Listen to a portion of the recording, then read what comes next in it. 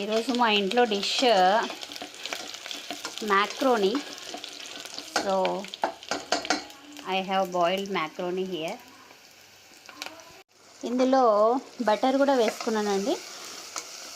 కొంత బటర్ వేసి just toast చేశాను. తర్వాత మైదా, జస్ట్ ఒక కప్పు మైదా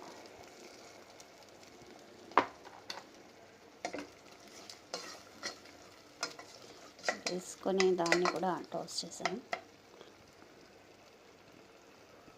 మైదా వేసాక just I'm adding some cheese slices. Cheese ఈ విధంగా మెల్ట్ అయ్యాక కొద్దిగా నేను దానికి మిరియాల పౌడర్, అంటే టేస్ట్ కోసం కొద్దిగా మిరియాల పౌడర్ వాడాను.